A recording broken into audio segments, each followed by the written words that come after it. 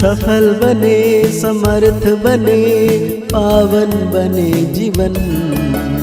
मीठी मुरली सुन के पाए सुख सघन।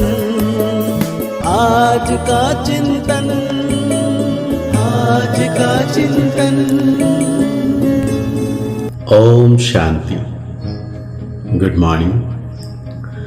प्यार का सागर शिव बाबा आज हम बच्चों को कह रहे हैं, तुम बाप को याद करो। यही याद विश्व के लिए योगदान है। इसी से विश्व पावन बनेगा, बेड़ा पार हो जाएगा। मतलब अपने आप को विदेही, मैं एक आत्मा हूं, देह से न्यारा। मैं एक सूक्ष्म शक्ति हूं। जब हम अनुभव करते हैं और इसी के साथ परमात्मा याद स्वतः ही आने लगती है। मतलब हम संकल्प करेंगे कि परमात्मा के साथ या परमपिता परमात्मा के पास मैं आत्म सितारा हूं, तो इससे विश्व में शांति, सुख, आनंद, प्रेम, पवित्रता की किरणें आत्मा से फैलने लगती है, जो विश्व के लिए योगदान है। बाबा हम बच्चों को आज पूछ रहे हैं, किन बच्चों की संभाल अंत समय में स्वयं बाप दादा मतलब भगवान करते हैं। तो बाबा कहते हैं, जो बच्चे बहुत समय से कांटों को फूल बनाने की सर्विस तत्पर करते हैं, माना सर्विस में निरंतर तत्पर रहते हैं, उनको सेवा के लिए बुलाया जाए और तुरंत तैयार हो जाए। बाप के पूरे पूरे मददगार वही बच्चे हैं। ऐसे बच्चों की अंत समय में बाप स्वयं संभाल करते हैं। बाबा कहते हैं, मैं अपने मददगार बच्चों को वंडरफुल सीन सिनेरिया दिखलाकर खूब बहलाऊंगा। वो अंत में बहुत सुख देखेंगे। विनाश तो चलेगी दुनिया में, लेकिन जो बच्चे श्रीमत पर चल रहे होंगे उनको सुख का नजारा परमात्मा दिखाएंगे, साक्षात्कार करते रहेंगे। दूसरी बात है, जिन्हें एक बाप दूसरा न कोई, यह पाठ पक्का है। एक बाप एक बाबा दूसरा ना कोई, ऐसे बच्चों को ही बाप की मदद मिलती है। बाबा ने बहुत प्यारा सा गीत याद किया है, प्रीतम आन मिलो, प्रीतम आन मिलो, दुखिया जिया मेरा घबराए, प्रीतम आन मिलो, प्रीतम आन मिलो। प्रीतम और प्रीतमाएं, प्रीतम एक है और प्रीतमाएं अनेक है। माना प्रीतम कौन है? परमात्मा, और आत्माएं अनेक है। प्रीतमाएं बुला रही है एक भगवान को, मतलब परमात्मा को बुला रहे हैं। किस लिए? सुख के लिए।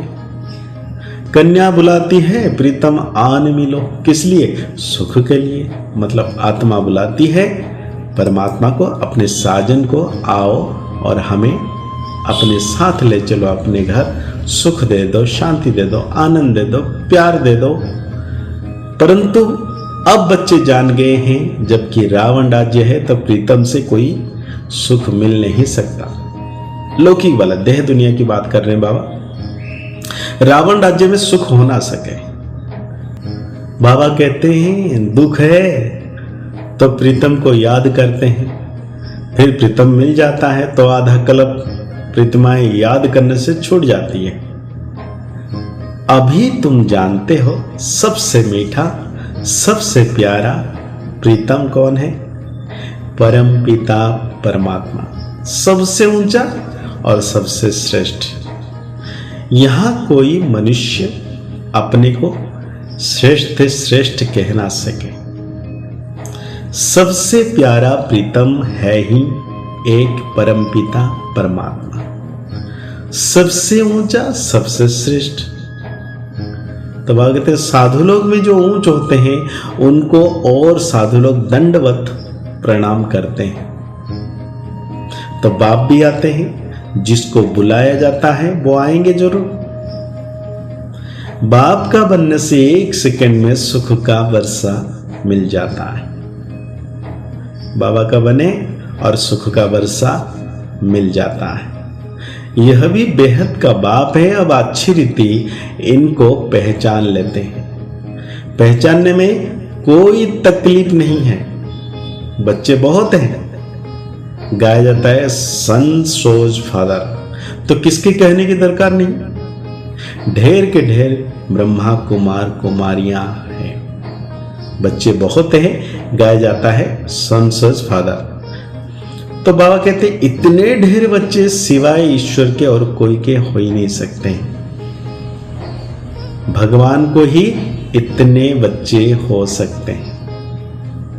जानते हो वो प्रीतम है कौन? परमपिता परमात्मा। बाबा कहते हैं मीठी मीठी लाडली आत्माएं मुझ बाप को याद करो, तो क्या होगा? विकर्म विनाश हो जाएंगे, सुख शांति आनंद मिलेगा। बाप फिर दान देते हैं अविनाशी ज्ञान रत्नों का। यही बाप की याद विश्व के लिए योगदान है। जितना हम शिव बाबा को याद करेंगे तो विश्व के लिए योगदान होगा। वास्तव में राम भी परमपिता परमात्मा को कहते हैं, परंतु फिर रघुपति राजा राम कह देते हैं। तुम बच्चों ने अब ड्रामा को जाना है। स्वर्ग से लेकर तुमको सब मालूम है कौन कौन आया है, कैसे फिर आएंगे। जो कुछ होता है वो ड्रामा में नूंद है। तुमसे पूछते हैं जबकि सब खलास हो जाना है, फिर मकान आदि क्यों बनाते हो? ये प्रश्न कईयों के मन में उठता है। जब विनाश होना ही है फिर मकान बनाने की क्या जरूरत है? बाबा कहते हैं पिछाड़ी में आकर बच्चों को रहना है। विनाश होगी, हाँ, पूरी दुनिया में हाहाकार मचेगी, तो आत्माएं कहाँ जाएंगी? तुम पिछाड़ी में बहुत सीन सीनरिया दिखेंगे, बहुत खुशी में रहेंगे। जितना नजदीक समय आता जाएगा बाबा द्वारा बहुत साक्षात्कार होते रहेंगे। तो हम बच्चों को खुश रहना है। अभी ईश्वर की गोद लेते हो, फिर देवी गोद मिलेगी, फिर आसुरी। इस ईश्वरीय गोद से हम शांति धाम सुख धाम जाते हैं, आसुरी गोद से दुख धाम जाते हैं। यह मंत्र याद कर लो।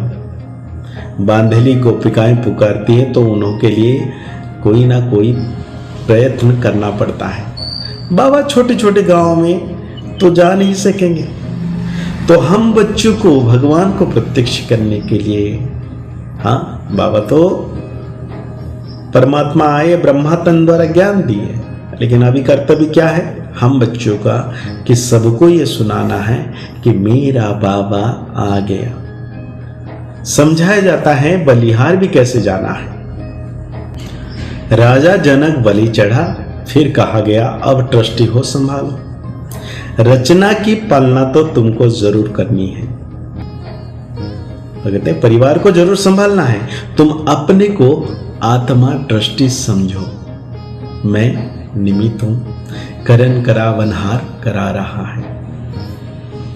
माया रावण दुख देने वाली है, इसलिए रावण का कोई मंदिर नहीं है। बाकी बुत बना देते हैं। रावण ने बहुत दुख दिया है। रावण माना क्या? विकार। जितना दुख दिया उतना ही वर्ष वर्ष उनको जलाते रहते हैं। शिव बाबा ने सुख दिया है तो उनका मंदिर बड़ा आलीशान है। रावण दुख देने वाला का मंदिर नहीं हो सकता है, उसको तो खत्म कर देते हैं। जो कुछ देखने में आता, शिव बाबा का मंदिर तो देखने में आता है। तो आज की मुरली के अनुसार हमें कुछ पॉइंट अपने जीवन में धारण करना है। बाप की याद में रहना है और सबको याद दिलाना है। यही दान करते रहना है विश्व के लिए। बाप पर बलि चढ़कर फिर ट्रस्टी हो संभालना है। साक्षी होकर के एक्टर का पार्ट देखना है।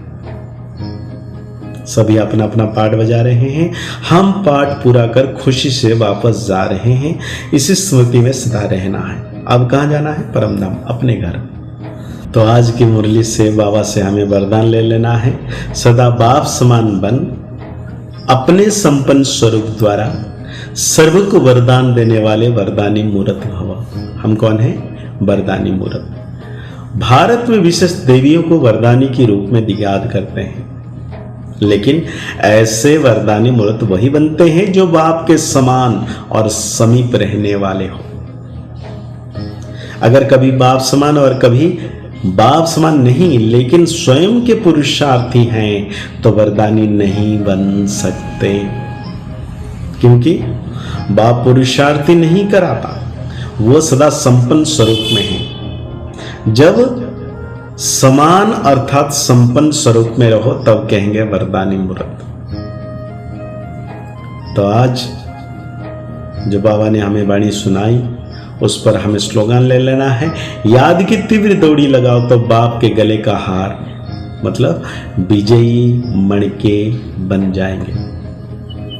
तो आज की मुरली के अनुसार हम सोमान लेंगे, मैं वरदानी मूर्त आत्मा हूं। सबको वरदान देना है, सुखी भवो, शांति में रहो, संपन्न रहो। तो मुरली को और गहरी रीति से चिंतन करते हुए निरंतर सर्वशक्तिवान बाबा की याद में रहना है कि परम सितारा मेरे मस्तक के ऊपर निरंतर उनकी किरणें पड़ रही है। मुस्कुराते रहिए, आगे बढ़ते रहिए, पुरुषार्थ करते रहिए, खुश रहें, स्वस्थ रहें, मस्त रहें। ओम शांति, ओम शांति, ओम शांति, ओम शांति।